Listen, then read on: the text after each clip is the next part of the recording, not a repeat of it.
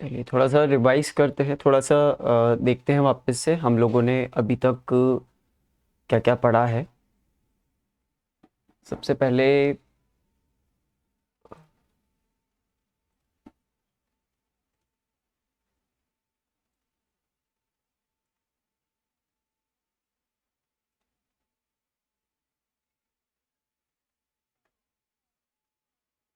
सबसे पहले हम लोग इलेक्ट्रिक करंट के बारे में देख चुके हैं कि इलेक्ट्रिक करंट क्या होता है। इलेक्ट्रिक करंट कंडक्टर्स में कैसे फ्लो होता है ये देख चुके हैं। ओम्स लॉ के बारे में देख चुके हैं। ड्रिफ्ट वेलोसिटी ऑफ इलेक्ट्रॉन्स और उसके थ्रू रेजिस्टिविटी कैसे आई थी। 10th क्लास में आपको रेजिस्टिविटी सिर्फ स्टेट कर दी गई थी कि ये रेजिस्टिविटी होती है। रेजिस्टिविटी किन फैक्टर्स पर डिपेंड करती है, किन दो फैक्टर्स पर डिपेंड करती है, हमने डिस्कस किया। फिर ओम्स लॉ के लिमिटेशंस थोड़े से डिस्कस किए हैं। ये लिमिटेशंस बहुत थोड़े से डिस्कस किए हैं, क्वेश्चंस करते समय इन पे डिस्कशन ज़्यादा होगा। फिर रेजिस्टिविटी ऑफ वेरियस मटेरियल्स, फिर टेम्परेचर डिपेंडेंसी के लिए फॉर्मूला देखा था और बात भी की थी कि टेम्परेचर के कारण दो इफेक्ट्स होते हैं।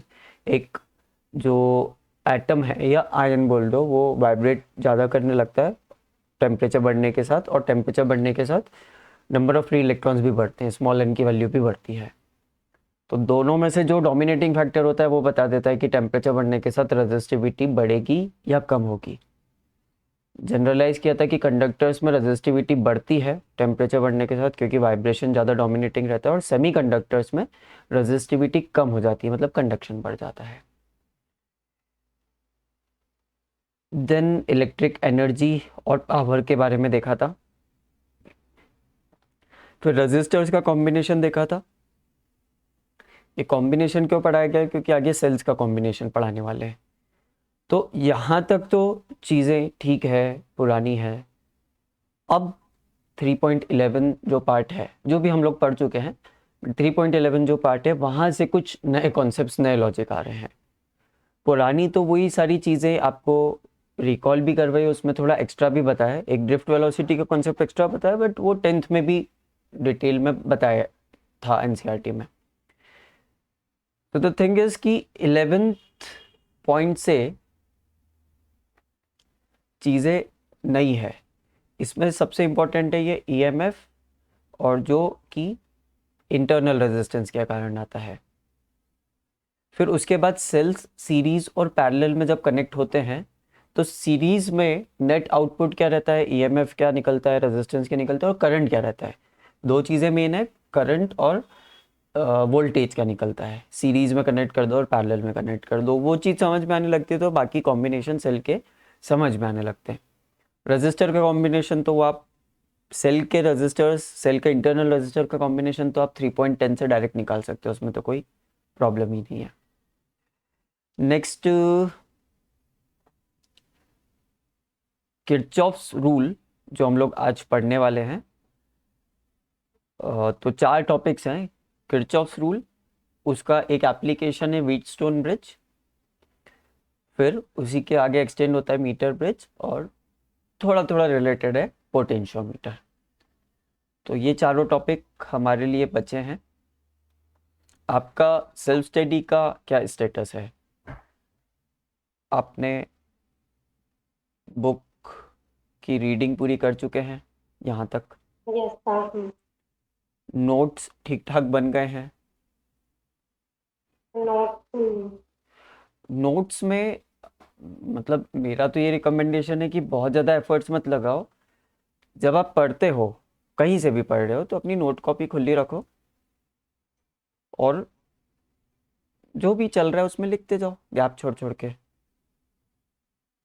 तो आपको अलग से बहुत ज़्यादा टाइम नहीं देना पड़ेगा। एक दूसरी चीज़, आपने जितना भी पढ़ा है वो सब उस जगह आ जाएगा। देख, जैसे इलेक्ट्रिक करंट की डेफिनेशन तेको अगर पता है अच्छे से, बिल्कुल याद है, तो नोट्स में ये लिखने की ज़रूरत थोड़ी कि इलेक्ट्रिक करंट की डेफिनेशन ये होती है, इलेक्ट्रिक करंट का फॉर्मूला ये होता है, इलेक्ट्रिक करंट का ऐसे यूनिट होता है, अगर आपको पता है तो। नोट्स होते हैं कि आपको कभी वापस से पढ़ना पड़े तो शॉर्ट में वहां से पढ़ पाओ, तो वो थोड़ी पढ़ना चाहोगे जो आपको ऑलरेडी बहुत अच्छे से आता है, वो थोड़ी पढ़ना चाहोगे।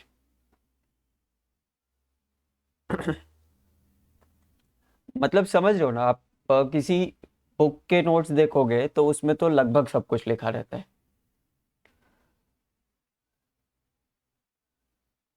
तो लास्ट में उससे टैली कर लेना। बट मतलब जैसे अभी नोट्स नहीं बने तो बाद में बनाने का कोई मतलब नहीं है। क्लास के ड्यूरिंग नोट्स बन गए, हर क्लास में you can write 5 to 10 statements, दो चार फॉर्मूला जो पढ़ा है, कुछ स्टेटमेंट्स, बस दैट आर योर नोट्स। अब फिर उसके बाद जब क्वेश्चन सॉल्व करते हो, वो नहीं आता है, डाउट पूछते हो, नया कॉन्सेप्ट समझ में आया, तो इंक्लूड दैट इन नोट्स।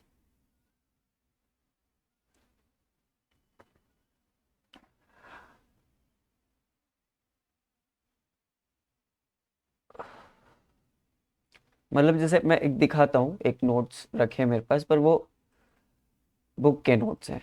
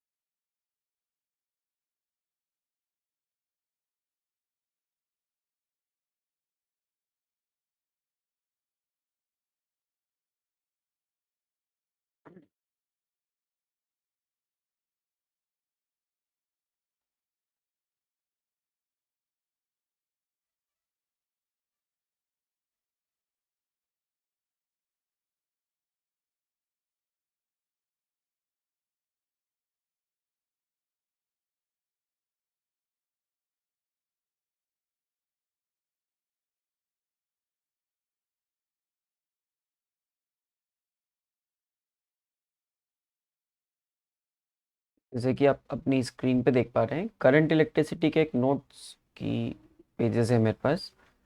अभी ये 1 2 3 4 5 6 7 8 9 10 11 12 13 पेजेस के हैं, काफ़ी सारे पेजेस के हैं बेसिकली। इसमें आपके काम का जो है सिर्फ वो लिखो, इसको ऐसा टेंशन मत लो कि, ऐसा मत सोचो कि नोट्स आपको किसी को देने हैं, किसी के काम में आ जाए, ऐसा सब नहीं सोचना है। या इन नोट्स के थ्रू टीचर हमको असाइनमेंट के मार्क्स दे दे कि हाँ अच्छे नोट्स बनाए, इसमें सब कुछ आ गया।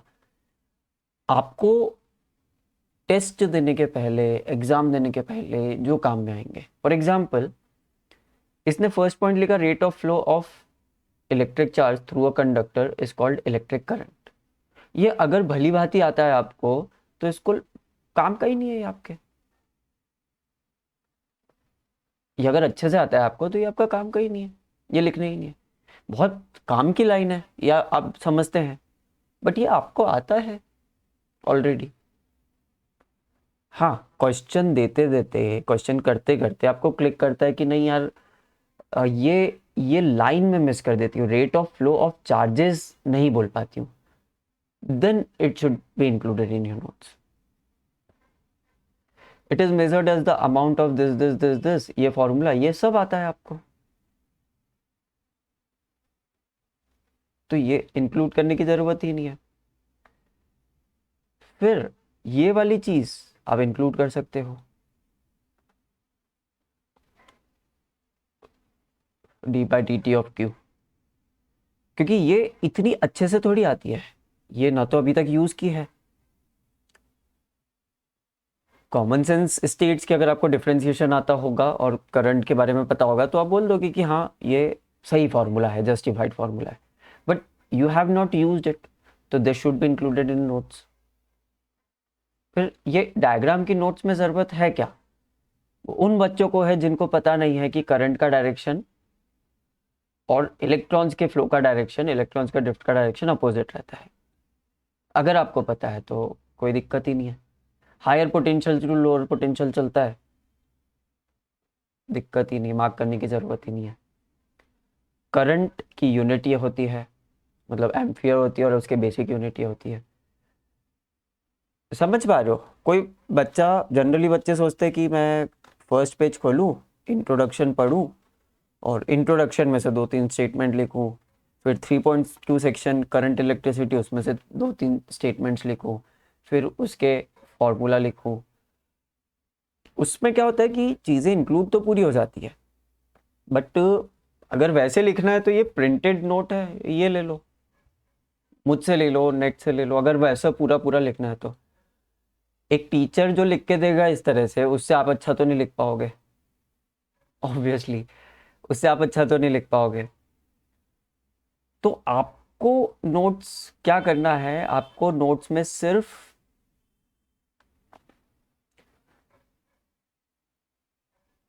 थोड़ा थोड़ा लिखना है, बार बार लिखना है, थोड़ा थोड़ा लिखना है। एक बार आप क्लास के टाइम पे लिखो, हार्डली 5-7 लाइन, 10 लाइन ज़्यादा से ज़्यादा, क्योंकि समझना भी तो है क्लास में।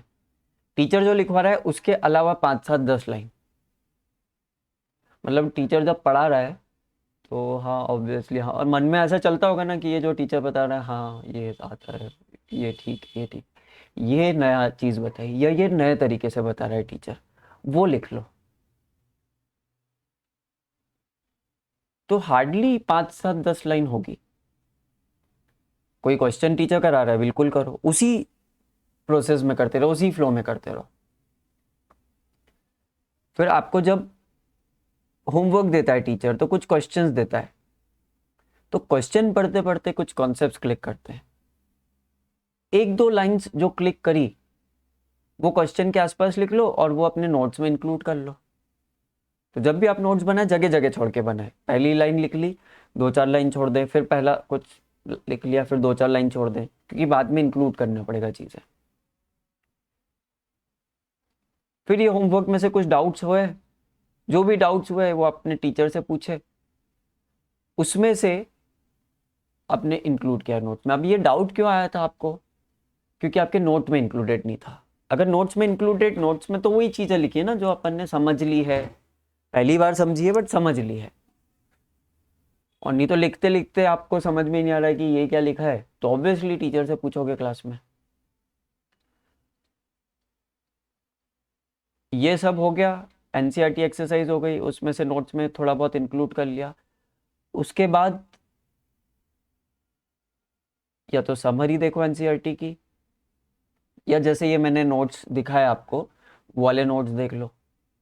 उसमें से जब रीड आउट करोगे तो 5-7 लाइन और मिल जाएगी। तो ये आपके जो नोट्स बनेंगे ये बहुत सारी जगह से बनेंगे।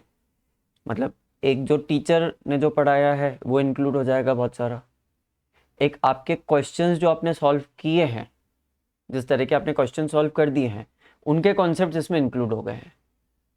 तो जब आप ये नोट्स पढ़ेंगे तो वो क्वेश्चन जो दिमाग में है वो थोड़ा सरफेस पे आ जाएंगे, वो एक्ट में आ जाएंगे। एक तरह से वो काम हो जाएगा कि वो कॉन्सेप्ट पढ़ लिया तो आपको याद आ जाएगा कि हाँ उस दिन वो क्वेश्चन सॉल्व किया था मैंने, तो वो क्वेश्चन ऑलमोस्ट रीसॉल्व हो जाएगा आपके दिमाग में। फिर फाइनली आपने एक जगह से, जैसे ये जो मैंने जो नोट्स उठाए दिखाए आपको, ये एक्सेल के नोट्स हैं,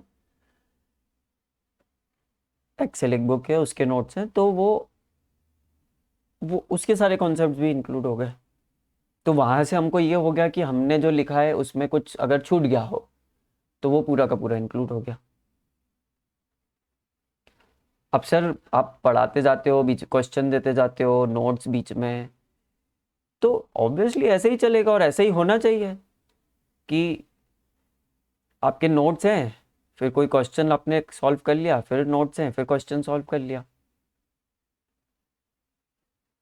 अलग से सिस्टमैटिक, सिर्फ सिस्टमैटिक नोट्स, तो वो सिस्टमैटिक नहीं है। समझने की कोशिश करो, आपने कुछ टॉपिक पढ़ा, उस पे आपने कुछ लाइंस लिख रखी है और अगले पेज पे आपने क्वेश्चन सॉल्व कर रखा है, तो ये कितना अच्छा है कि आपको सिर्फ थ्योरी पढ़नी होगी, टाइम नहीं होगा ज़्यादा तो थ्योरी थ्योरी पढ़ के आगे निकल जाओगे, या आपको डायरेक्टली क्वेश्चन देखने में अच्छा लग रहा है कि डायरेक्ट क्वेश्चन देख के मैं समझ लूँ, तो क्वेश्चन देख के समझ लोगे।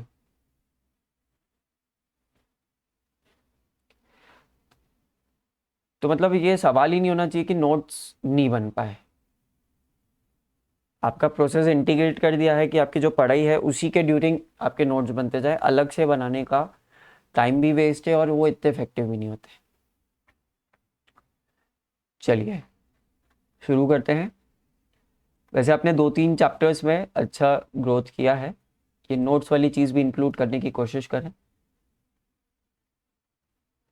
लास्ट हम लोगों ने पढ़ा था combination of cells, series combination और पैरेलल कॉम्बिनेशन, और एक क्वांटिटी बोली गई थी I R, which is the potential difference. I R quantity जो पोटेंशियल डिफरेंस होती है, और वो एक इम्पॉर्टेंट क्वांटिटी होती है। इम्पॉर्टेंट क्यों होती है, इतनी इम्पॉर्टेंट क्यों होती है, वो आज आपको पता चलेगा। अभी तक आप जितने भी सर्किट्स सॉल्व करते आए थे, जैसे ये सर्किट है आपके स्क्रीन के सामने, अभी तक जितने भी आप सर्किट्स सॉल्व करते आए थे, वो सारे circuits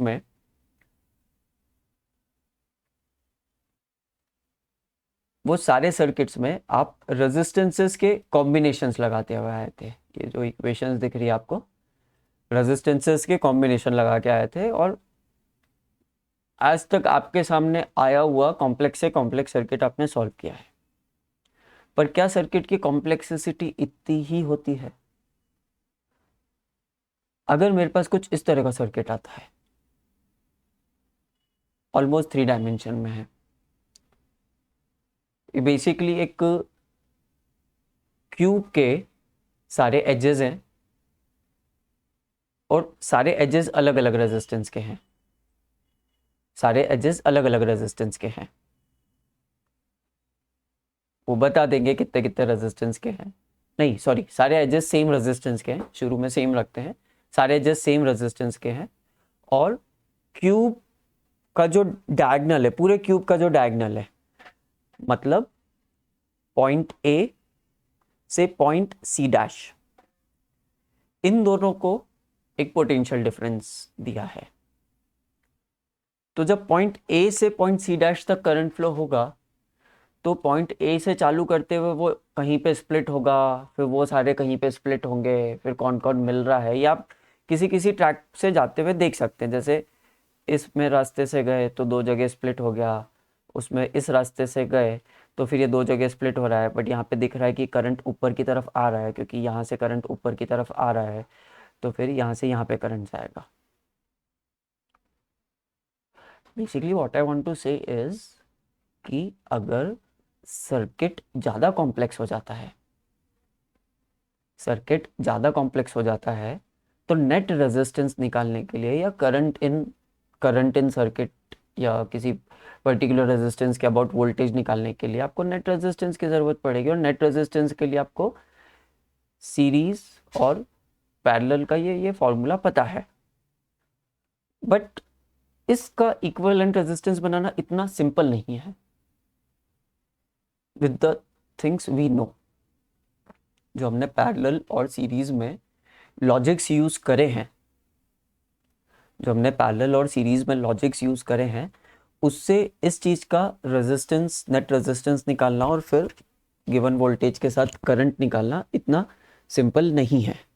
we need some set of new logics for flow of current.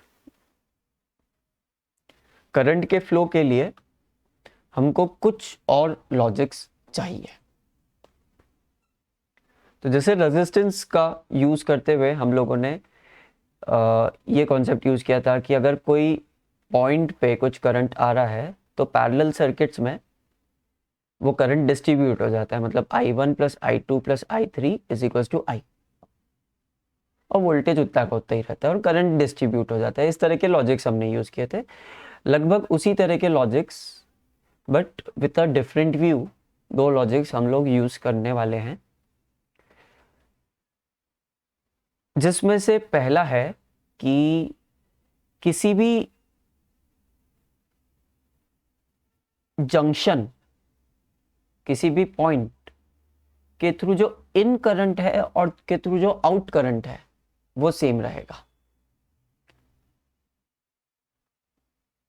मतलब अगर ये पॉइंट ए है तो इसमें जितने भी वायर्स के थ्रू करंट आ रहा है और इसमें से जितने भी वायर्स के थ्रू करंट जा रहा है वो सेम रहेगा। लगभग वो वैसे ही है कि I is equal to I1 plus I2 plus I3। बस शर्त यह है कि मैंने यहाँ पे बस फर्क यह है कि मैंने यहाँ पे लिमिट नहीं रखी कि इन करंट एक ही रहना चाहिए, दो भी रह सकते, तीन भी रह सकते, आउट करंट भी कितने भी रह सकते हैं। तो एक तो ये लॉजिक हुआ। This logic is based on कि चार्ज एक्यूमुलेशन कहीं हो नहीं सकता, तो जितना चार्ज पर सेकेंड आ रहा है उतना चार्ज पर सेकेंड जा रहा है, चार्ज पर सेकेंड इज करंट। फिर दूसरा लॉजिक ये है कि अगर किसी भी सर्किट में आप कितने भी रेजिस्टेंसेस के थ्रू जाओ, कितने भी सेल्स के थ्रू चले जाओ, अगर आप इनिशियल पॉइंट पे वापस आ जाते हो, इनिशियल पॉइंट पे वापस आ जाते हो, तो जितना भी आपका पोटेंशियल ड्रॉप या पोटेंशियल गेन हुआ होगा, पोटेंशियल डिफरेंस बारी बारी जितना भी आया होगा, उसका सिंपल मैथमेटिकल सम, एल्जेब्रिक सम कर दो, तो आप अगर घूम के उसी पोजीशन पे वापस आ जाते हो तो आपका पोटेंशियल डिफरेंस 0 आना चाहिए।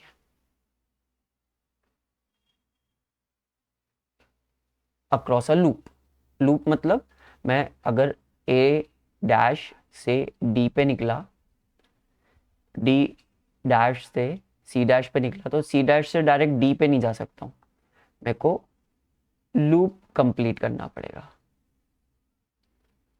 कैसा भी लूप ले सकता हूँ, है ना, 1 2 3 4 5 6 ऐसा लूप ले लिया मैंने। मैं इसी रेजिस्टेंस के अबाउट दूसरा लूप भी ले सकता हूँ, जो भी मेरे को लूप लेना है ना, बड़ी सिंपल सी चीज़ है लूप। तो ये दो लॉजिक्स हैं जिनको हम यूज़ करने वाले हैं और उनको किरचॉफ लॉ में डिफाइन करने वाले हैं। अभी तक का अगर सफ़र अच्छा चला है चैप्टर का तो आगे की चीज़ें मुश्किल नहीं है, अलग है नहीं है बट मुश्किल नहीं है, लॉजिकली पूरी की पूरी डिफाइन होगी, लॉजिकली पूरी की पूरी समझ में आएगी। तो we need Kirchhoff law to explain these things.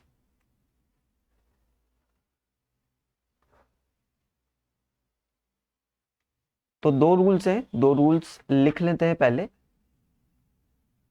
नहीं, रूल्स लिखने से पहले मैं एक सर्किट और दिखाता हूँ जो थोड़ा सिंपल है। अब सिंपल है तो आपके दिमाग में हो सकता है ऐसा चले कि ये तो कॉम्बिनेशन ऑफ रेजिस्टर से सॉल्व कर सकते हैं, बट किरचॉफ्स लॉ भी तो सीखना है, नहीं तो कॉम्प्लेक्स सर्किट्स कैसे सॉल्व करोगे। ये सर्किट है, आपकी बुक का ही फिगर 3.22 है, इसमें दो सेल्स लगे हुए हैं एट द प्लेसेस शोन, और उन दोनों सेल्स का वोल्टेज आपको बताया गया है। अब इसमें अगर आप कोई भी जंक्शन पकड़ो, अगर ये सेल है 45 वोल्ट का सेल है, तो अगर इसके थ्रू मैं करंट बना दूं, मेरे को जो लग रहा है कि वो करंट बना देता हूं, तो मेरे को लग रहा है कि इस पॉइंट से करंट इस डायरेक्शन में जाना चाहिए, इस पॉइंट से करंट इस डायरेक्शन में जाना चाहिए, इस पॉइंट से ऐसे, इसमें से ऊपर, इसमें से ऊपर, ऐसे और ऐसे, और यहाँ पे करंट ऐसे जाना चाहिए। ऐसा मैंने बना दिया है, मैंने अज्यूम करके बना दिया है, ज़रूरी नहीं है कि मेरा डायरेक्शन दिखाया हुआ सही हो, अगर गलत डायरेक्शन होगा तो जब मैं कैलकुलेट करके निकालूंगा तो उस पॉइंट पे करंट की वैल्यू नेगेटिव आ जाएगी। डायरेक्शन तो सही होगा ना, मतलब पॉजिटिव टर्मिनल से फ्लो हो रहा है ना। पॉजिटिव टर्मिनल से फ्लो हो रहा है, ये बिल्कुल सही बात है, बट जैसे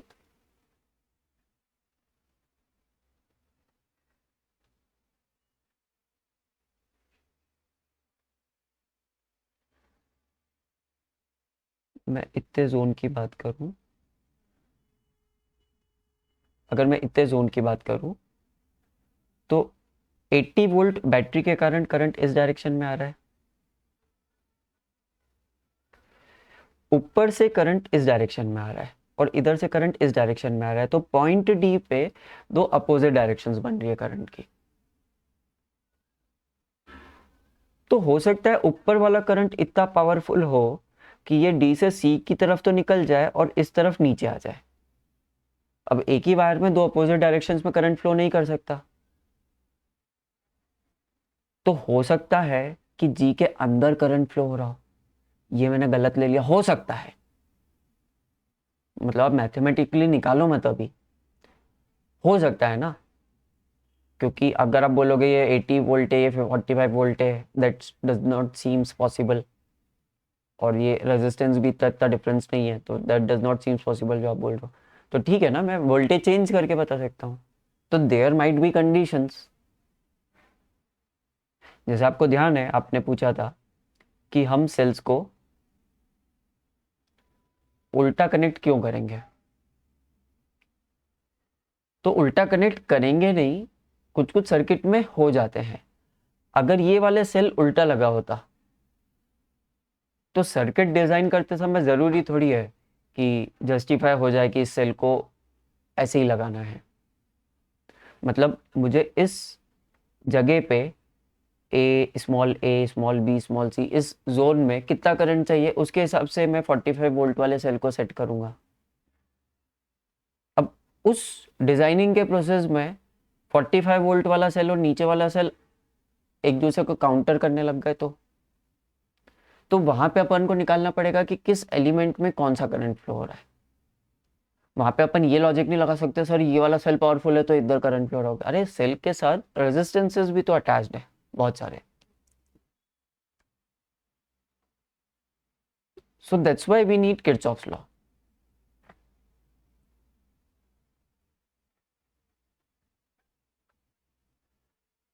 तो सबसे पहले क्या करते हैं, हम यहाँ पे कुछ जंक्शंस लेते हैं।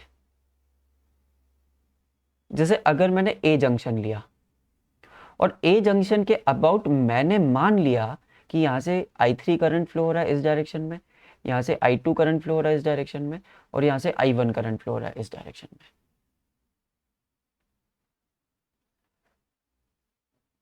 तो जंक्शन लॉ ए के अबाउट में जंक्शन लॉ लगाऊंगा, तो जो करंट इनफ्लो है और जो करंट आउटफ्लो है वो आपस में इक्वल होंगे। So I'll get a relation between the different variables which I have taken. Similarly किसी और जंक्शन दिख रहा हो, एक और जंक्शन ही दिख रहा है मुझे, इसमें दो ही जंक्शन दिख रहा हो, उसके अलावा दिख नहीं रहे, तो डी जंक्शन पे अगर मैं लगाऊंगा तो मुझे यहाँ पे दिख रहा है कि ऊपर की तरफ I2 करंट फ्लो हो रहा है, ये लिखा हुआ, और इधर की तरफ I1 हो रहा है, तो इसमें भी I1 करंट नीचे फ्लो हो रहा होगा। इधर I3 जा रहा है तो इधर I3 जा रहा होगा। तो डी के अबाउट भी सेम चीज मेरे को मिल रही है, क्योंकि ऑब्वियसली वो दोनों जंक्शन एक ही चीज से रिलेटेड है, तो मेरे को एक ही इक्वेशन मिलेगी। कॉम्प्लेक्स सर्किट्स में ज्यादा मिल जाती है।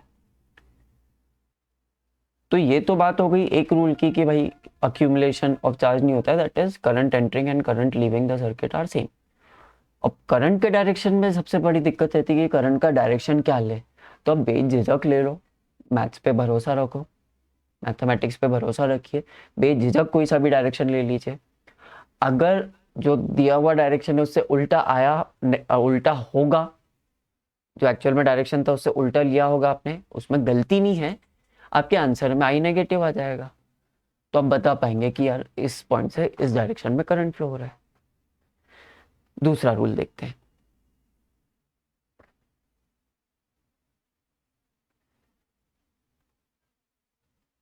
दूसरा रूल है कि एक लूप में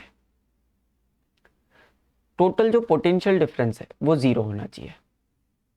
इसको समझ लेते हैं पहले, फिर प्रॉपर रूल्स लिख देंगे स्टेटमेंट फॉर्म में। एक लूप में वैसे तो टोटल लूप्स कैलकुलेट नहीं करना चाहिए हमको, ज़रूरत ही नहीं होती, बट बहुत सिंपल सर्किट है, इसलिए यहाँ पे आप बताइए कि टोटल लूप्स कितने हैं।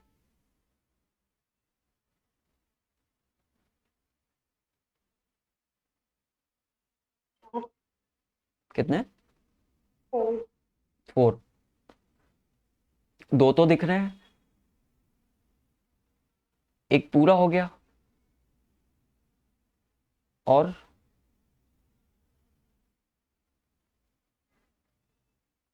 एक बी। और एक हाँ हाँ, 3 ही है। 3 है। अब इसमें कोई सा भी आप लूप ले सकते हो और किसी के भी अबाउट मूव हो सकते हैं। जैसे अगर मैं स्टार्ट यहाँ से करता हूँ और मैं इस डायरेक्शन में चलता हूँ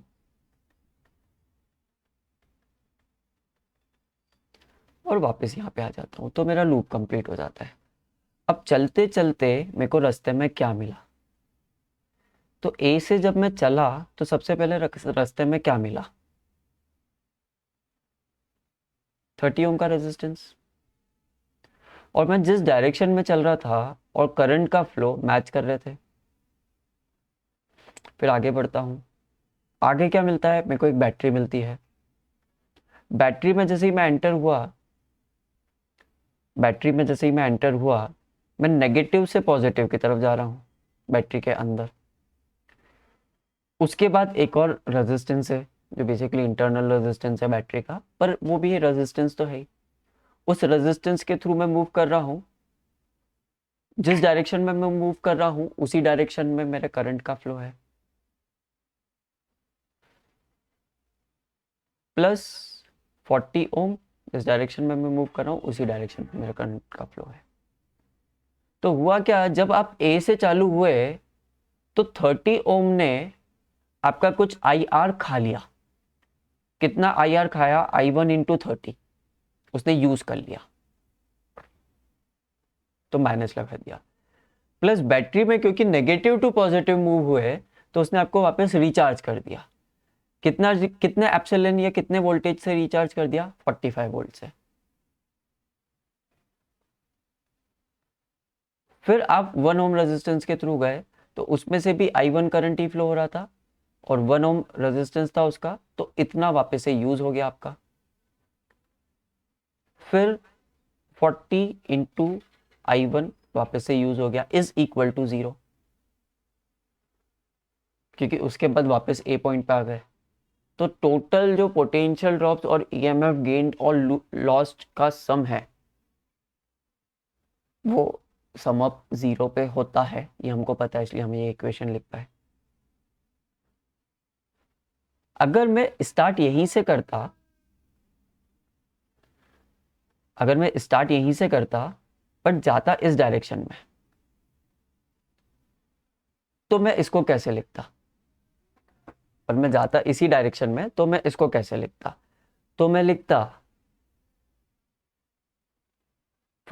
प्लस 40 I1, क्योंकि मेरा डायरेक्शन और करंट का डायरेक्शन अपोजिट है, प्लस I1 इंटू 1। अब बैटरी आ जाती, बैटरी में मैं पॉजिटिव से एंटर हुआ और नेगेटिव की तरफ जा रहा हूँ बैटरी की इच्छा के विपरीत, तो मैंने -45 कर दिया। फिर मैं लूप में आगे चलता हूँ तो मेरे को 30 ओम का रेजिस्टेंस मिलता है, जहाँ पे भी मेरा डायरेक्शन और करंट का डायरेक्शन अपोजिट है, जिसको मैं पॉजिटिव लेता हूँ, तो प्लस 30 I1, इनका सम भी 0 आएगा। ब्लैक की इक्वेशन और रेड की इक्वेशन सेम है, माइनस कॉमन ले लो तो सेम बन जाती है। तो आप लूप में किसी भी डायरेक्शन में जाए फर्क नहीं पड़ता है, कहीं पे करंट आपके साथ आ रहा हो कहीं पे करंट अपोजिट आ रहा हो, फर्क नहीं पड़ता है, आप सही साइन के साथ लें। जीरो कैसे होता है पोटेंशियल डिफरेंस? अरे पोटेंशियल डिफरेंस क्या होता है? दो पॉइंट्स के बीच में एक पोटेंशियल होता है, दो पॉइंट्स के बीच में एक पोटेंशियल होता है, मतलब ये पॉइंट किसी पोटेंशियल पे, ये पॉइंट किसी पोटेंशियल पे है, और इसके कारण करंट फ्लो होता है। अगर एक ही पॉइंट है तो उसी पॉइंट पे पोटेंशियल डिफरेंस जीरो के अलावा कुछ रह सकता है क्या? नहीं तो वो पॉइंट में ही करंट फ्लो होने लग जाएगा, मतलब पता नहीं क्या होगा। तो वही पॉइंट में पोटेंशियल डिफरेंस, क्योंकि घूम फिर के उसी पॉइंट पे आ गए, तो इसलिए पोटेंशियल डिफरेंस जीरो। किसी भी चीज का पोटेंशियल, जनरलाइज कर रहा हूं मैं थोड़ा सा, किसी भी चीज का पोटेंशियल, ग्रेविटेशनल पोटेंशियल हो, करंट इलेक्ट्रिसिटी का पोटेंशियल हो, इलेक्ट्रोस्टैटिक पोटेंशियल हो, ये सब पॉइंट फंक्शंस रहते हैं। घूम फिर के उस पॉइंट पे वापस आ जाओ तो जितना भी उसका पोटेंशियल है, या जितना भी उसका पोटेंशियल एनर्जी तक निकालना है, तो पोटेंशियल एनर्जी है, या सिर्फ पोटेंशियल पे बात करना है, तो जितना भी उसका पोटेंशियल है वो घूम फिर के कहीं से भी आ जाओ, उतना का उतना बना रहेगा। इसको बोलते हैं पॉइंट फंक्शन। और कुछ पाथ फंक्शंस होता है, आपने पढ़े होंगे थर्मोडायनेमिक्स में, point function, path function. Path function मतलब अगर दूसरे पाथ से घूम फिर के आए तो वो वाली क्वांटिटी उस पॉइंट पे वापस आने में हो सकता है चेंज हो गई हो, क्योंकि वो पाथ पे डिपेंड कर रही थी। Understanding my point? अगर मैं स्मॉल ए से शुरू करता हूँ, ऊपर वाला लूप पकड़ता हूँ, तो वापस ए पे आते समय पोटेंशियल डिफरेंस क्या है, और स्मॉल ए से शुरू करता हूँ, नीचे वाला लूप पकड़ता हूँ, और वापस ए पे आते समय पोटेंशियल डिफरेंस क्या है, दोनों केस में जीरो हो रहा है, मतलब वो पॉइंट फंक्शन है। या ए से डी तक जाता हूं मैं, एक बार ऊपर वाला रास्ता पकड़ के और एक बार नीचे वाला रास्ता पकड़ के, तो दोनों केसेस में ए और डी का जो पोटेंशियल डिफरेंस है वो सेम आएगा, क्योंकि पोटेंशियल पॉइंट पे डिपेंड करता है, जगह पे डिपेंड करता है, रास्ते पे डिपेंड ही नहीं करता है। थोड़े थोड़े क्वेश्चन सॉल्व करेंगे तो और समझ में आएगा। सो ये लूप रूल्स हैं।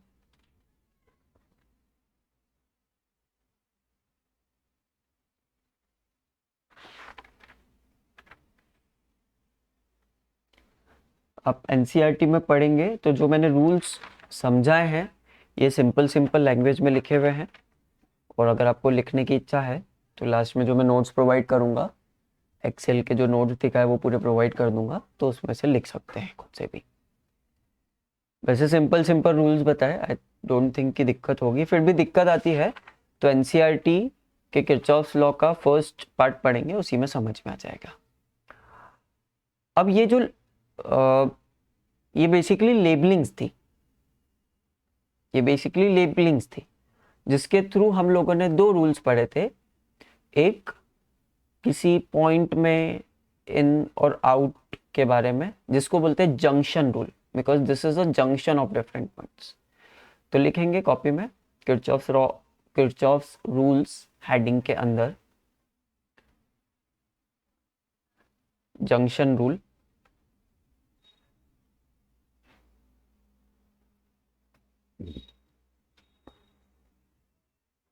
लिखेंगे at any junction the sum of the currents entering the junction is equal to the sum of the currents, plural है currents, leaving the junction।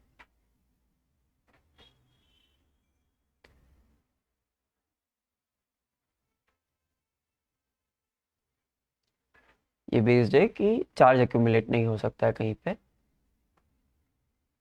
दूसरा पॉइंट, दूसरा rule, loop rule.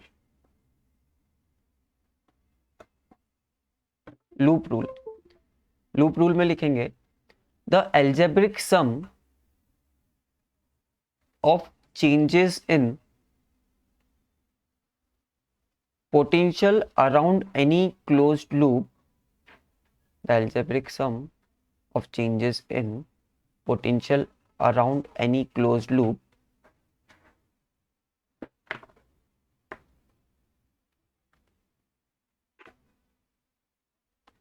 involving resistors and cells in the loop is zero.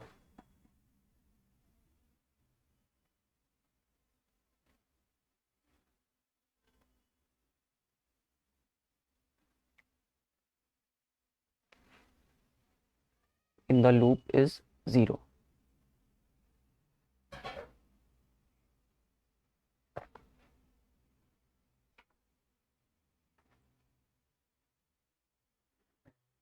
Clear होती है बात? चलिए question करते हैं। NCERT का इंटेक्स एग्जाम्पल 3.6 पढ़ लीजिए अच्छे से।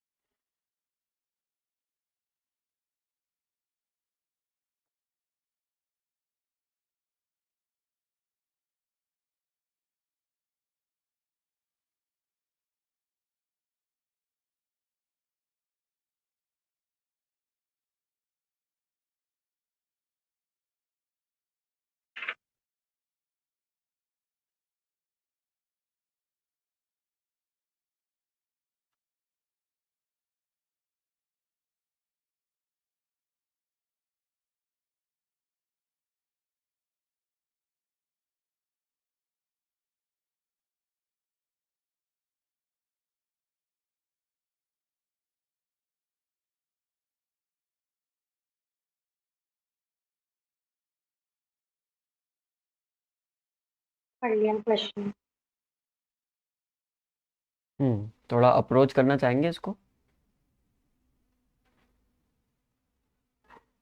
कि मैं एक्सप्लेन करूं पहले।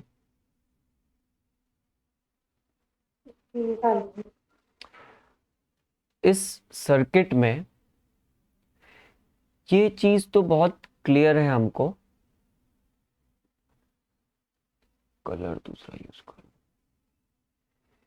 ये चीज तो बहुत क्लियर है हमको कि हम नेट रेजिस्टेंस जैसे कैलकुलेट करते थे वैसे तो सर्किट को ब्रेक नहीं कर सकते।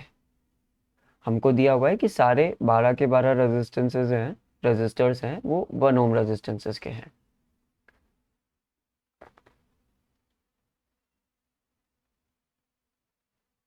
क्योंकि जब इसको बनाने जाऊंगा मैं तो पॉइंट ए देख पा रहे हैं आप, उसमें से 3 रेजिस्टर्स ब्रेक हुए हैं और वो तीनों रेजिस्टर्स पहले ए डैश डी और बी तक पहुंच रहे हैं। ए डैश डी और बी तक पहुंच रहे हैं। ऐसे ही करते थे ना 10th क्लास में, कॉम्बिनेशन ऑफ रेजिस्टर्स, और इस साल भी किए होंगे। तो ये यहाँ तक आ गए। अब ए डैश टूट रहा है डी डैश बी डैश तक, तो ए डैश वापस से 2 में स्प्लिट हो रहा है और जो आ रहा है डी डैश और बी डैश तक, और डी जा रहा है डी डैश और सी तक, और बी जा रहा है सी तक और बी डैश तक।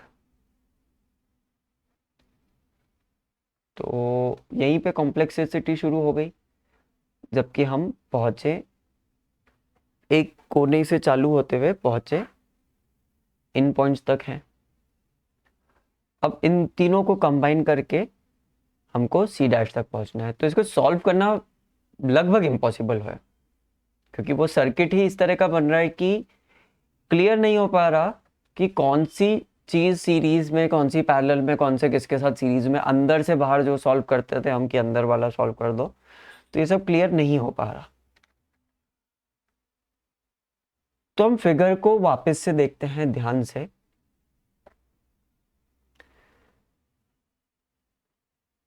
अगर चीजें सिमेट्रिकल होती है, अगर चीजें सिमेट्रिकल होती है तो एक पार्ट सॉल्व कर लो, बाकी पार्ट्स खुद से वैसे ही सॉल्व हो जाते हैं।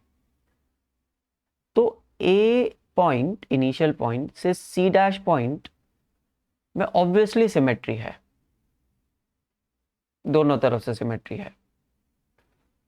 जैसे ए से 3 में टूटा करंट और पहुंचा वो एक, मैं दूसरे कलर से मार्क कर देता हूं इसको, वो पहुंचा 1, 2 और 3 जगह, और इन तीनों जगह में से वापस से दो दो जगह पे स्प्लिट हुआ। इन तीनों जगह पे से वापस से दो दो पे स्प्लिट हो रहा है, 1 2 1 2 और 1 2। और ये 6 की 6 जगह जाके जहां पे कंबाइन हो रही है, जैसे डी पॉइंट पे इसमें ये जो दो स्प्लिट हुए, तो डी डैश पॉइंट की बात करूं तो डी डैश पॉइंट पे ये करंट किसी दूसरे करंट के साथ कंबाइन हो रहा है, और वो किसके साथ कंबाइन हो रहा है, नीचे से जो स्प्लिट हुआ था करंट उसके साथ कंबाइन हो रहा है। तो यहां पे भी दो कंबाइन हो गए, यहां पे भी दो वापस से कंबाइन हो गए, और यहां पे भी दो वापस से कंबाइन हो गए। मतलब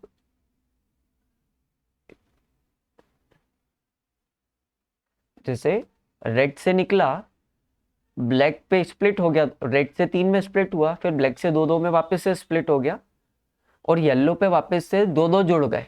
वो इंटरचेंजेबली जुड़े हैं, किसी का कोई सा आ रहा है, किसी का कोई सा आ रहा है, बट इंटरचेंजेबली पर जुड़े हैं, दो दो ही जुड़े हैं, मतलब सिमेट्री मेंटेन्ड है।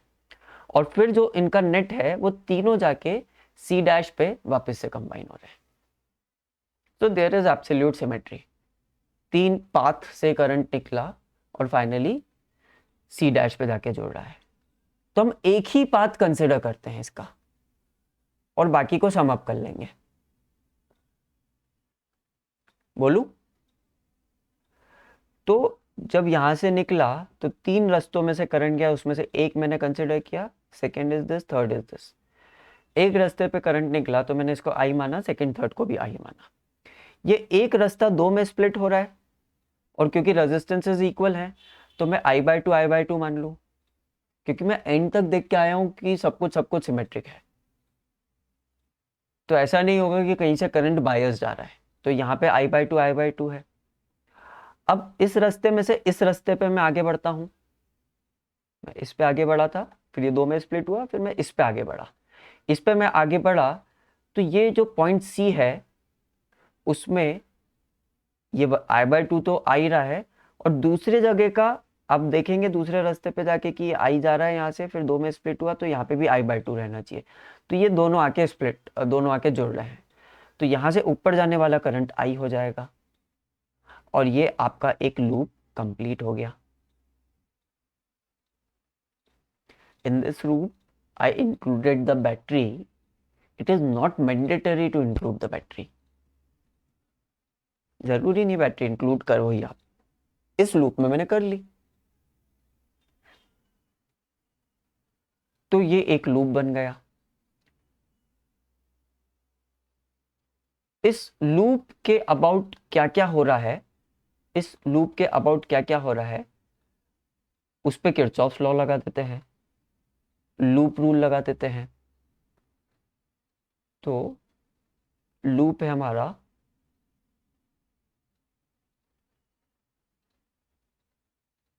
E is for battery, this is loop, this is our loop, right? तो A से जब निकला तो 1 ओम रेजिस्टेंस के लिए I करंट फ्लो हो रहा था, मैं जिस डायरेक्शन में जा रहा हूं उसी डायरेक्शन में फ्लो हो रहा था, तो मैंने लिखा -1 × I। फिर मैं B से C की तरफ गया, तो I/2 इंटू रेजिस्टेंस 1 ही है, तो -I/2 इंटू 1। फिर से C से C' पे गया तो माइनस वापस से 1 इंटू आई। फिर C' से मैं बैटरी के नेगेटिव पोटेंशियल से पॉजिटिव पोटेंशियल की तरफ गया, मतलब +10 वोल्ट इज इक्वल टू 0। यहाँ पे रेजिस्टेंस क्यों नहीं आया, क्योंकि हर जगह 1 था, तो मैंने लिखना ज़रूरी नहीं समझा, इंटू 1 है हर जगह। तो ये एक लूप लग गया, ये एक लूप लगा दिया मैंने। अब आपकी मर्जी, आप कोई सा भी लूप कहीं भी उठा के लगा सकते हैं।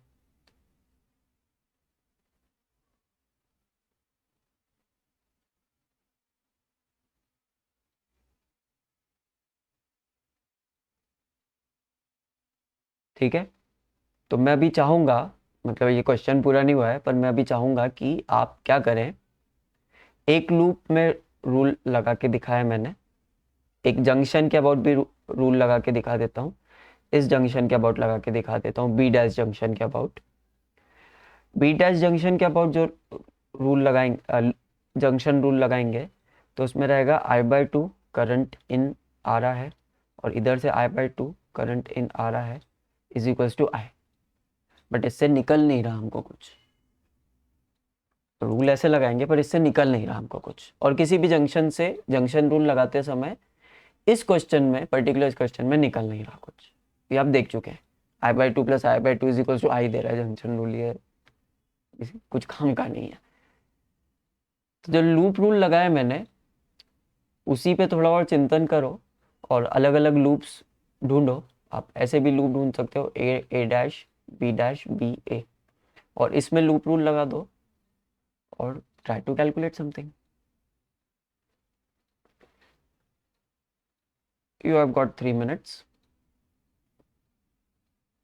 लगाइए कुछ लूप्स।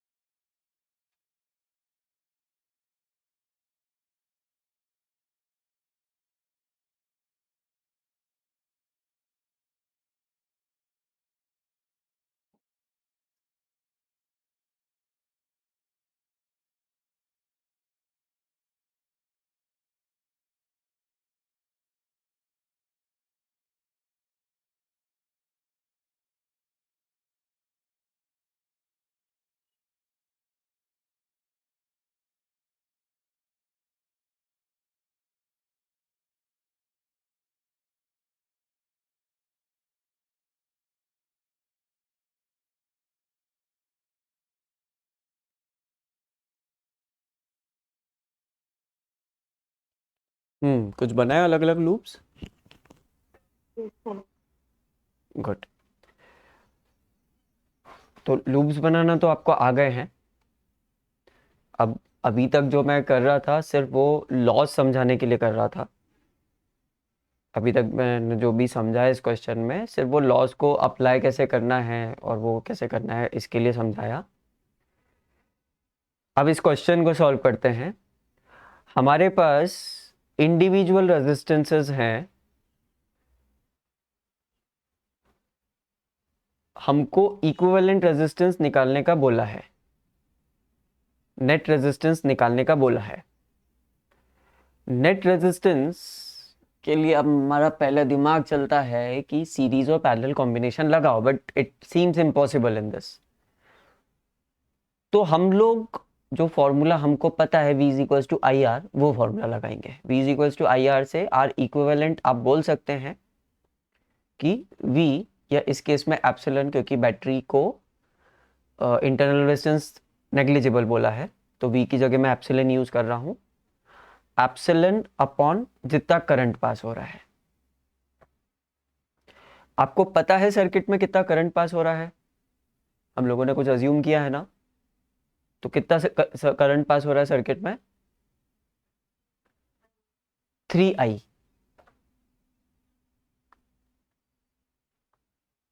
तभी तो यहाँ पे आई आई आई आया था। मतलब बैटरी के थ्रू कितना करंट जा रहा है? 3i। उतना ही हाँ। सर्किट के थ्रू जा रहा होगा।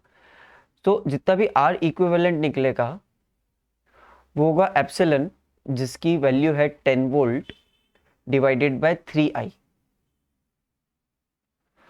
अब अगर i की या तो वैल्यू हमको मिल जाए या कुछ सब्स्टिट्यूट हमको मिल जाए तो हमारा काम हो जाएगा। आई की वैल्यू पूरा आ रही है। i की वैल्यू, i की वैल्यू 2 आ रही है। कैसे? कैसे? जैसे अगर हम लूप लगाएं ए बी, फिगर में देखते जाएंगे, A B C, C dash, ई, ए।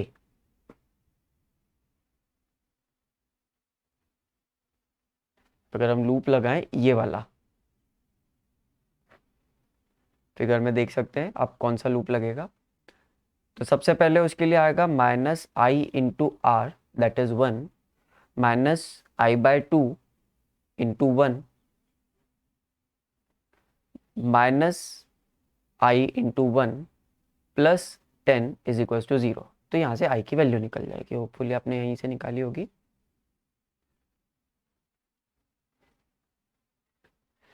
ये 5/2 आई माइनस का इज इक्वल टू -10। तो आई की वैल्यू यहाँ से निकल के आती है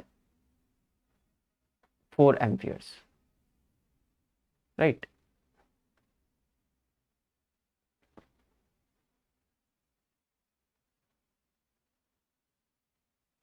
राइट।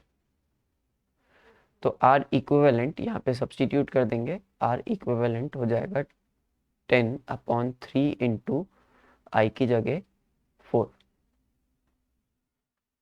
इसको थोड़ा सा सिंप्लीफाई कर लेते हैं तो आर इक्विवेलेंट हो गया 5/6 ओम्स। ओके।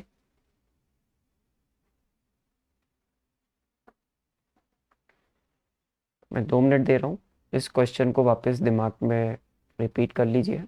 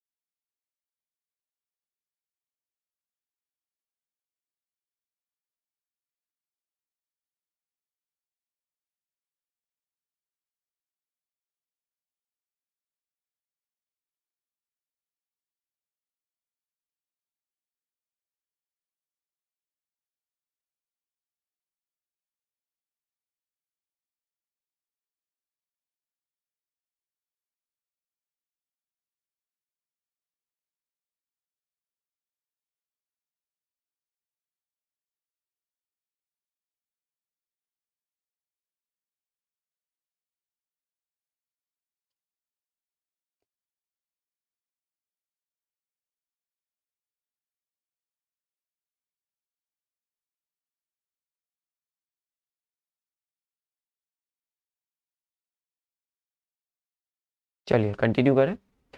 इस क्वेश्चन में, क्वेश्चन दिखने में मुश्किल था, इसलिए मेजोरिटी बच्चों से अप्रोच नहीं होता है, पर था बड़ा सिंपल। जब सॉल्यूशन देखा तो था बड़ा सिंपल। उसका कारण था सिमेट्री। इस क्वेश्चन में बड़ी सारी सिमेट्री है कि भाई इतने सारे लूप्स बन रहे हैं, बट एक लूप के थ्रू चले जाओ, उसको 3 बार कॉपी कर दो। मतलब क्वेश्चन में सबसे बड़ा टास्क था ये, इन तीनों को आई ले लिया और फिर तीनों के रास्ते में आगे चले जाओ, लगभग क्वेश्चन सॉल्व हो गया।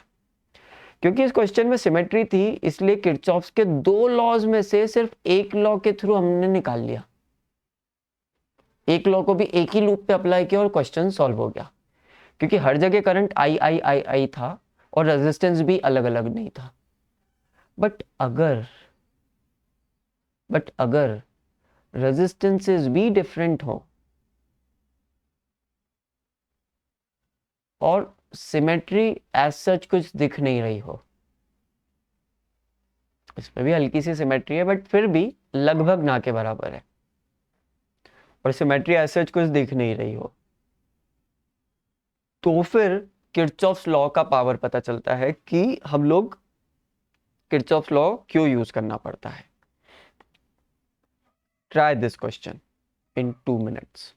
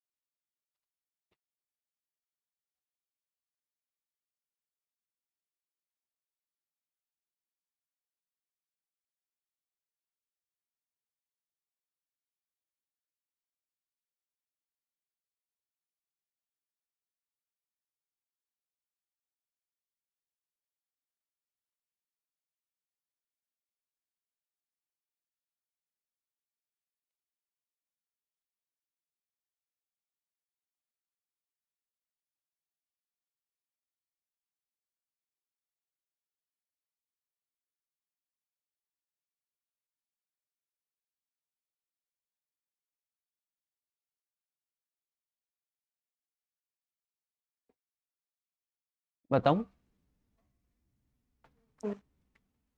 क्या बात है, हथियार बहुत जल्दी डालने लग गए आजकल तो।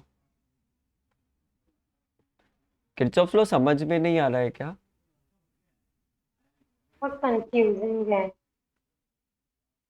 लॉ कंफ्यूजिंग है क्या? नहीं, लॉ तो सिंपल है। लॉ को दिमाग में रखो और अप्रोच करो। इतने सारे करंट इतनी डायरेक्शन में समझ नहीं आता कहाँ से स्टार्ट करो। कहीं से भी लूप बनाना है देखो तो। अरे वो 10th में जैसे करते थे ना, जहाँ पे एक ही पावर सोर्स रहता था, वैसा नहीं चलेगा। क्योंकि वहां पे एक ही पावर सोर्स रहता था, वहां पे फिक्स थी जगह चालू करने की। यहाँ पे कहीं से भी तू चालू कर, बस लूप बना। जैसे कुछ पॉइंट्स हैं, तू मुझे बता तेरी कहाँ से इच्छा है चालू करने की, रैंडम हो सकता है। इन पॉइंट्स के आसपास से कर लेते हैं। बाकी कहाँ से इच्छा है तेरी चालू करने की, बोल। कहाँ से? सी से। तो सी पॉइंट से हम लोग अब तीनों डायरेक्शन में मूव कर सकते हैं, किसी भी डायरेक्शन में मूव करते हैं। इस साइड मूव कर लूं, सी से मैं इस डायरेक्शन में मूव करता हूं। तो सबसे पहले मुझे पता करना है कि इस डायरेक्शन में करंट कितना चाहिए। ठीक है, बुक में जैसा करा है उससे मतलब उससे रेंडम करते हैं। बुक में जो मार्किंग करी है ना वो अपन नहीं देखेंगे, उससे रेंडम देखेंगे। जैसे बुक में यहाँ पे करंट का डायरेक्शन बताया है, वो कंसिडर ही नहीं करते। इस डायरेक्शन में मैं बढ़ा और मैं मान रहा हूं कि करंट इस डायरेक्शन में फ्लो हो रहा है। अब कितना करंट फ्लो हो रहा है, कुछ वेरिएबल लेना पड़ेगा, I1। अब इस डायरेक्शन में I1 करंट फ्लो हो रहा है। फिर मैं आगे गया इस पॉइंट। अब इस पॉइंट से इस डायरेक्शन में I1 करंट फ्लो हो रहा था, मैं ऊपर जाता हूँ। ऊपर भी मैं कोई सी भी रैंडम डायरेक्शन ले सकता हूँ, मैं ये वाली डायरेक्शन भी ले सकता हूँ और अपोजिट भी डायरेक्शन ले सकता हूँ। कुछ भी रैंडम डायरेक्शंस तू ले, बस इक्वेशन बना दे और सॉल्व कर दे, सही आंसर आ जाएगा। जैसे मैंने इसमें ये डायरेक्शन ले ली और इसमें ये डायरेक्शन ले ली और इसको लिख दिया I2 और इसको लिख दिया I3, है ना। अब जितना ये गलत किया है उस मतलब जितना ये रैंडम किया उससे ज़्यादा रैंडम तो शायद ही हो सकता है। मैंने बैटरी को भी कंसिडर नहीं किया, कुछ भी कंसिडर नहीं किया, मैंने हर वायर में करंट बोलने लग गया। अब यहाँ से I2 करंट जा रहा है और ये दो जगह स्प्लिट हो रहा है। अब ये दो जगह स्प्लिट हो रहा है तो मैंने यहाँ पे लिख दिया I4 और यहाँ पे लिख दिया I5 और फिर ये I5 ही रहेगा, ये चेंज तो होगा नहीं, ये तो I5 ही रहेगा। और ये I5 और ये जो I4 और I2 मिलके इस डायरेक्शन में क्या फ्लो करेंगे, I1 प्लस I4। ये तो क्लियर होता है। जहाँ जहाँ मुझे सपोर्ट नहीं मिल पा रहा था मैं नया वेरिएबल लेते गया। जहाँ पे मुझे क्लियरली दिख रहा था कि यार ये दो डिफाइन कर चुका हूँ वही मिल रहे हैं, तो मैंने ये डिफाइन कर दिया। फिर यहाँ से ये गए तो ये तीनों जो करंट हैं ये I1 plus I4 plus I5 हैं और this is equal to I3। तो फिर मैं एक वेरिएबल कम कर लूँ ना, मैं I3 को रिमूव कर देता हूँ क्योंकि इस वायर में कितना करंट फ्लो हो रहा है, I1 plus I4 plus I5। मैंने पहले डिफाइन करा था I3 किसी कारण से, क्योंकि ये जंक्शन मिल रहा था मेरे को, तो मेरे को लगा यहाँ डिफाइन कर दूं मैं। बट जब मैं घूम के आया तो मेरा ये वाला करंट इसी वायर का डिफाइन हो गया मेरे ऑलरेडी टेकन वेरिएबल्स के लिए। तो यहाँ पे मुझे 4 करंट से टोटल काम हो गया।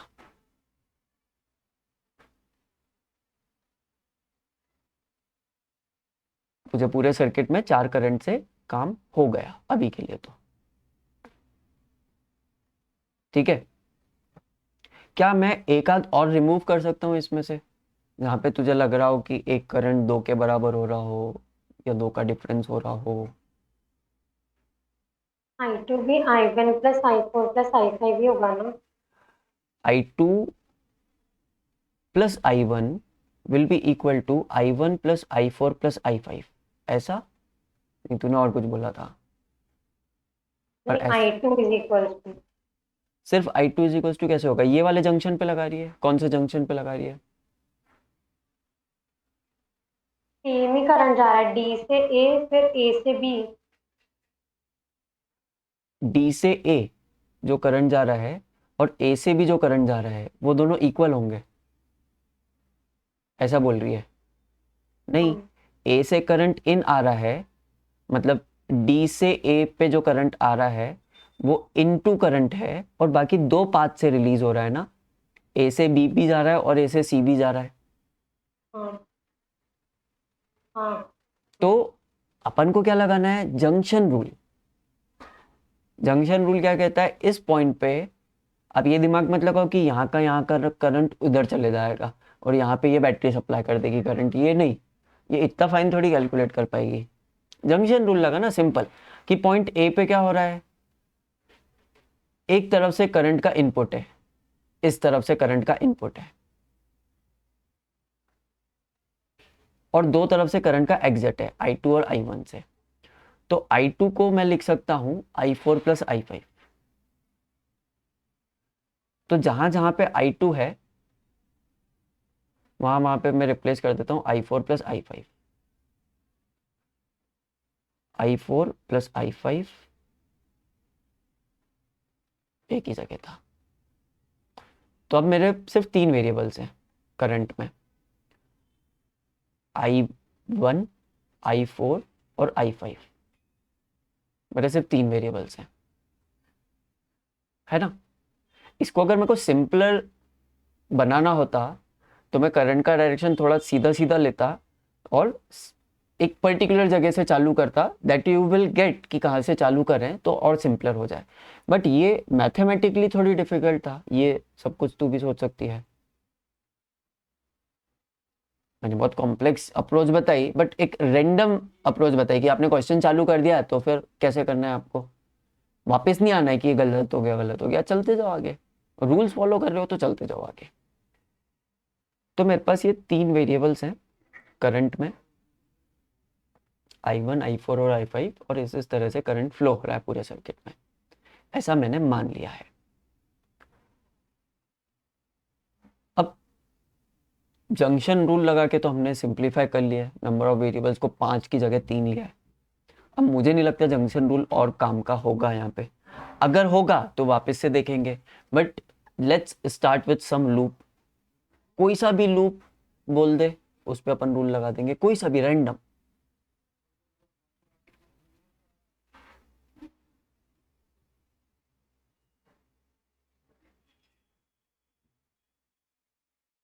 बैटरी इंक्लूड होनी चाहिए उसमें। नहीं, जरूरी नहीं है, आपकी इच्छा बैटरी लो, आपकी इच्छा बैटरी मत लो। ABCD। ABCD ये लूप है क्या? ABCD ए, ABCD बिल्कुल सही, ABCD। जब ABCD में मैं मूव करता हूं तो मैं लॉ लगा के देखता हूं। तो सबसे पहले A से B तक जाता हूं तो मैं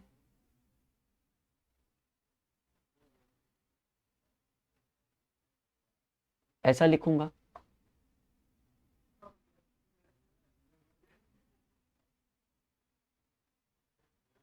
ABCD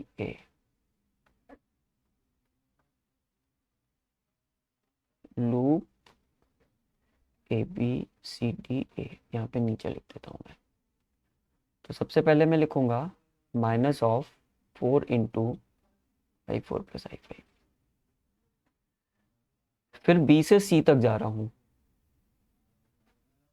तो करंट की डायरेक्शन में ही मूव कर रहा हूं मैं, तो माइनस ऑफ 2 इंटू I4,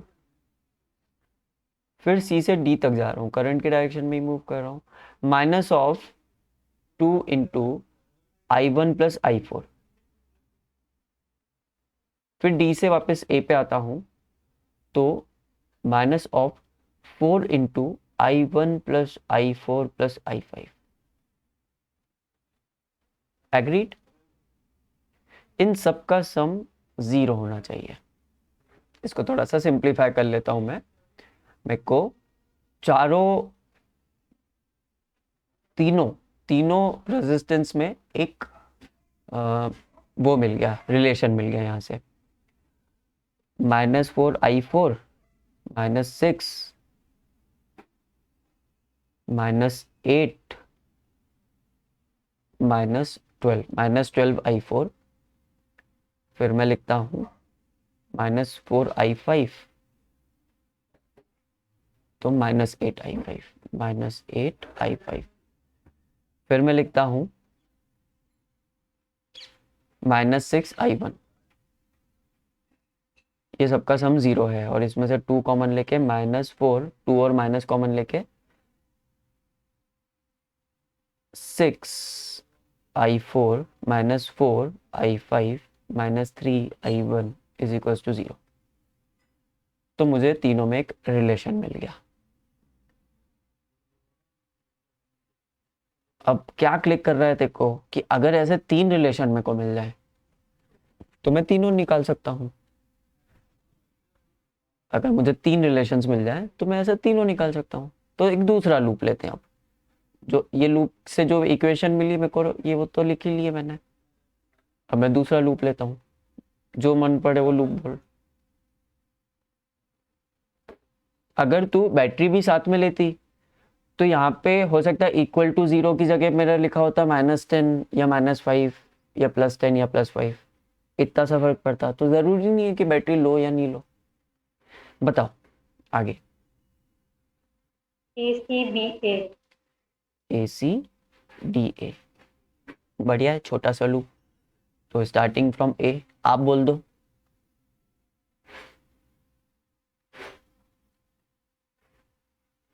सबसे -4।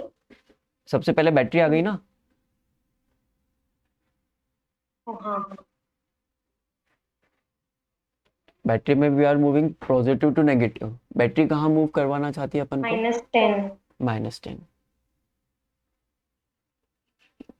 Then plus plus I1। I1। I1 plus करूं कि -I1 करूं? करंट के डायरेक्शन के साथ मूव प्लस। करने की अपोजिट मूव कर रहे हैं अपन? अपना रेड वाले भाग है, हाँ, अपोजिट। तो सा, प्लस। साथ में मूव कर रहे हैं ना अपन। ए से अपोजिट कर रहे हैं ना। ए से सी गए ना अपन। हाँ। तो ये वाला करंट थोड़ी अपना, ये वाला करंट है। तो ए से सी में जाते हुए करंट हाँ। के डायरेक्शन के साथ ही तो है। तो -I1 × 1, फिर plus plus 2 × I4। 2 × I1 + I4। B की तरफ जा रहे हैं ना। डी बोला था क्या? चल बी ले लेते हैं, मैंने डी सुन लिया था। बी ले लेते हैं। हाँ, अब +2 × I4, बिल्कुल सही। आगे +4 × I4 + I5। = 0। 0। तो भाई -I1 +6I4 +4I5 = 10। तो -I1 +6I4 +4I5 = 10। ये एक और मिल गया अपन को। सिमिलरली एक और ऐसा लूप, लिखो और फिर तीनों को साथ में सॉल्व करो। I am giving you 3 minutes. एक और ऐसी इक्वेशन बनाओ कहीं से और तीनों इक्वेशन को सॉल्व करो और I3 I4 और I5 की वैल्यू निकाल के बताओ।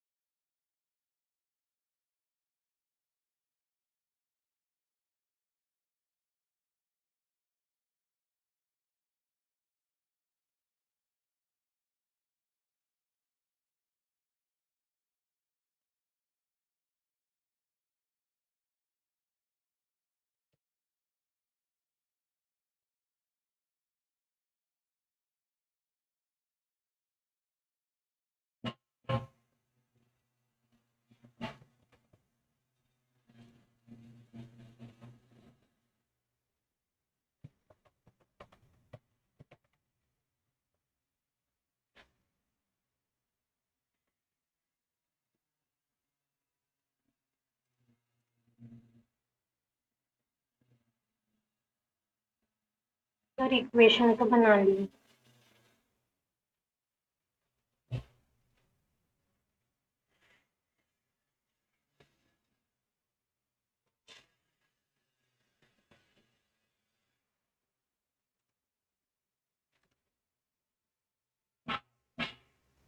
इक्वेशन बना ली, अब तो इसको सॉल्व करके बता।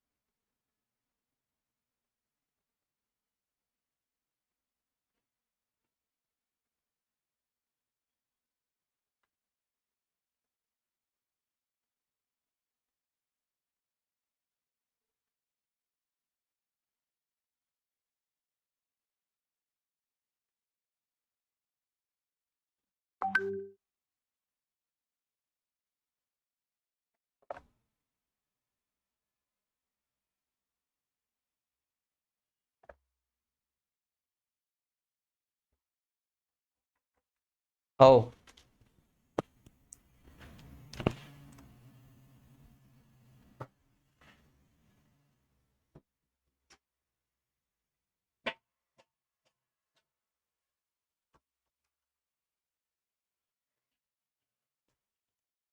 हुई सॉल्व? मैं कर रही हूँ।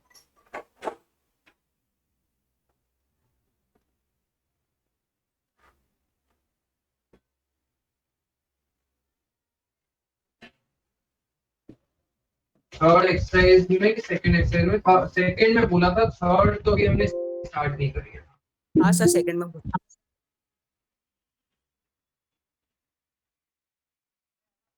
देवांश गुप्ता, माइक ऑन करो। देवांश, आपके आज फर्स्ट क्लास है क्या? Yes sir. अच्छा अंशु सर, ये देवांश ने 2:30 को ज्वाइन नहीं किया था?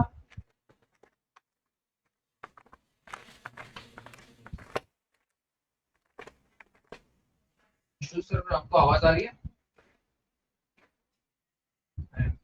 अच्छा देवांश, आपको 2:30 पर ज्वाइन करना था क्योंकि आज मैंने जो नए स्टूडेंट्स हैं उनको 2:30 पर ही पढ़ाना स्टार्ट कर दिया था। सर कल से अब कल से तो कल का टाइम मैं आपको बता दूंगा अभी। चलो ठीक है, अभी आप ध्यान देना, समझ में आ जाएगा। कुछ ज्यादा चीजें भी मैंने पढ़ाई नहीं है। ठीक है? और कौन है? गौरवी, आपने होमवर्क किया है? Yes sir. ठीक है, मैं बहुत चलो आप लोग कॉम्प्लेक्स एक बार जो हमने कल पढ़ा है वो रिवाइज करो। मैं 2-3 स्टूडेंट्स नए हैं, उनको थोड़ा सा बेसिक चीजें और बता दूं, उसके बाद में हम जो पढ़ रहे हैं वहीं से कंटिन्यू करेंगे। ठीक है? Yes sir.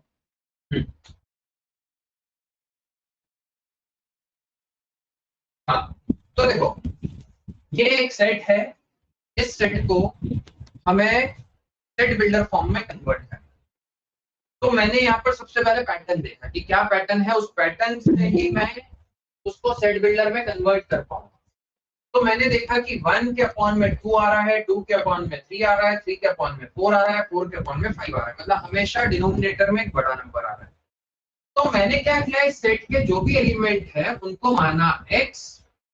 अब मैं आगे लिखूंगा such that x is equal to n upon n plus 1। क्या ऐसा ही हो रहा है कि ऊपर जो नंबर है तो डिनोमिनेटर में उससे एक बड़ा नंबर है?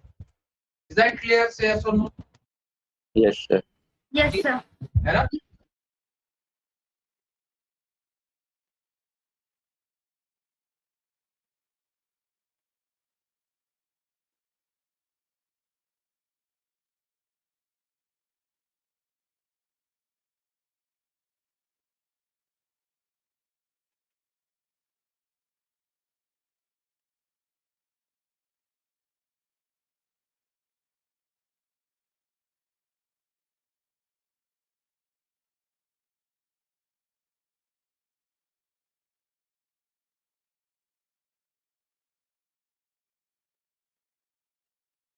सर चलिए सॉल्व हो गया।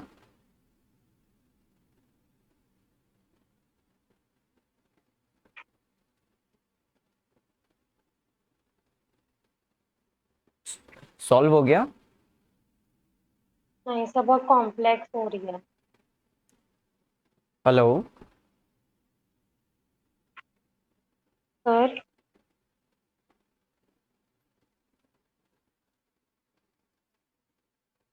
हेलो। Hello sir. हाँ, सॉल्व हो गया अन्वेषा। तो बहुत कॉम्प्लेक्स हो रही है इक्वेशन। कॉम्प्लेक्स हो रही है। तीसरी इक्वेशन क्या आई तेरी? 2i1 + 4i4 - 2i5 = 5। 2i1 - 4i4 2i1 + 4i4 हाँ - 2i5 = 5। Equals to 5। तो सबसे पहले हम लोग इक्वेशन 1 और 2 लेते हैं।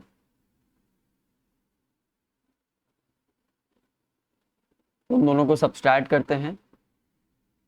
उन दोनों को सब्सट्रैक्ट करेंगे तो -5 - 8i5 - 2i1 = 0।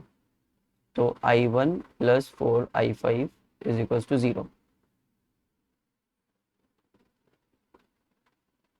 अब ये दोनों इक्वेशंस उठाते हैं और इन दोनों में से भी i4 कैंसिल आउट करते हैं। तो पहली इक्वेशन में नहीं, डायरेक्टली दूसरी इक्वेशन में 3/2 से मल्टीप्लाई कर देते हैं। दूसरी इक्वेशन में 3/2 से मल्टीप्लाई कर देते हैं, दोनों को सब्सट्रैक्ट करते हैं तो i4 कट जाता है। इसको 3/2 से मल्टीप्लाई करता हूँ तो -3, फिर सब्सट्रैक्ट करा तो 7i5 और इसको 3/2 से करा तो -3 तो -4i1 = 0। अब ये दो इक्वेशन है हमारे पास। इन दोनों को ऐड कर इन दोनों को ऊपर वाली को 4 से मल्टीप्लाई करते हैं, ऊपर वाली को 4 से मल्टीप्लाई कर देते हैं और ऐड कर देते हैं। तो 16 + 7 23i5 =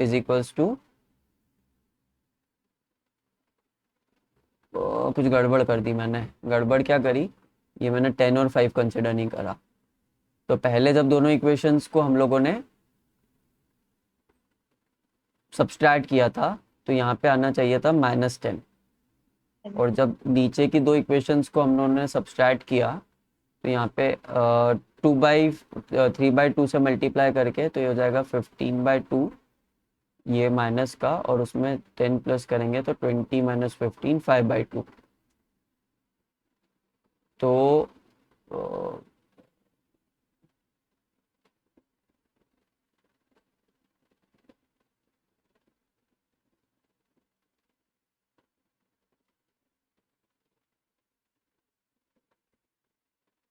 ये होना चाहिए 5/2 और ये -10 है, इसमें से अपन ने 2 कॉमन लगा के तो ये 5। तो this is 5/2 and this is 5। अब अपन ने 4 मल्टीप्लाई किया उसमें तो ये हो जाएगा 20। तो 20 और फिर हम लोगों ने ऐड किया है दोनों को, so this will be 20 + 5/2 22.5, that is 45/2। 45/2। तो i5 निकल के आता है 45/46।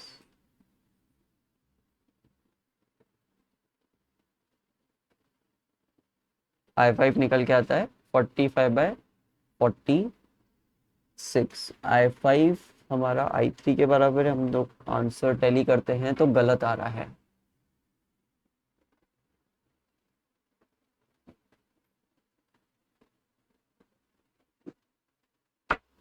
रीसॉल्व करते हैं। ये जो इक्वेशन है ये सही है आपकी। Yes sir.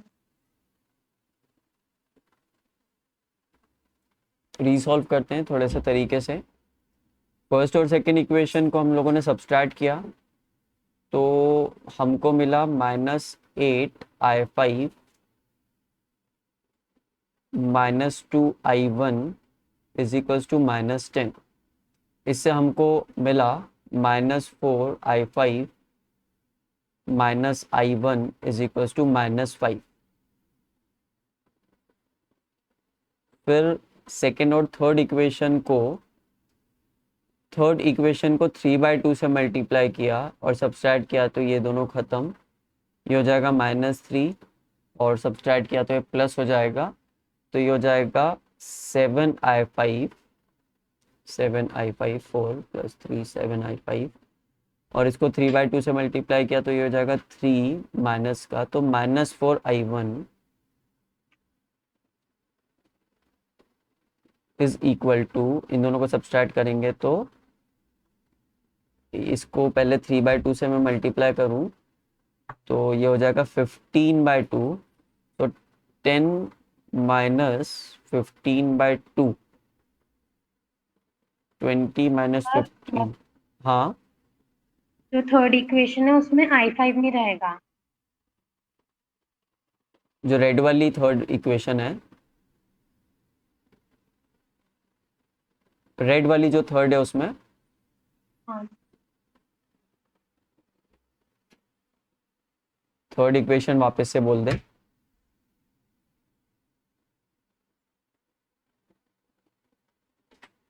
Four i4 4i3 4 4i4 plus 2i1 is equals to 5। Is equals to 5। तो ठीक है, और सिंपलर हो गया। पहली दो इक्वेशंस में से i5 रिमूव करो और जो मिले उसको इससे ट्रीट कर दो। पहली दो इक्वेशंस में से i5 रिमूव करने के लिए सिर्फ ऐड कर दो दोनों को, तो सिर्फ ऐड करेंगे दोनों को तो 12i4 - 4i1 is equals to 10। इस इक्वेशन और इस इक्वेशन में तो ऊपर वाली इक्वेशन में मैं 2 मल्टीप्लाई करवा देता हूँ, इसमें 2 मल्टीप्लाई करा और फिर दोनों को ऐड कर दिया, सो 20i4 i1 कट जाएगा इज इक्वल्स टू 15, तो i4 is equals to 3/4। So i4 की वैल्यू हो गई 3/4। i4 कहाँ पे फ्लो हो रहा है, इसमें फ्लो हो रहा है, मतलब i2 + i3, बुक के आंसर से टैली करूँ तो i2 + i3 3/4 होना चाहिए। i2 + i3 5 12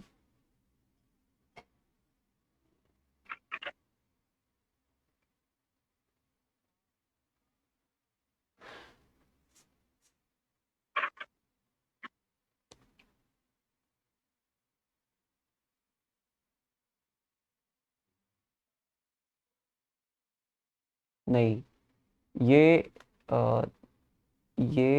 होना चाहिए 2 मल्टीप्लाई होगा 5 में यहाँ पे ऊपर, तो ये 10 हो जाएगा।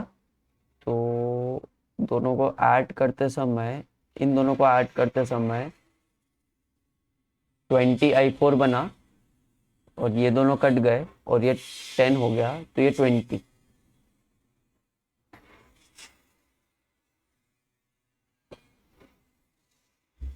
तो i4 की वैल्यू निकल के आई मेरी 1 एम्पियर्स।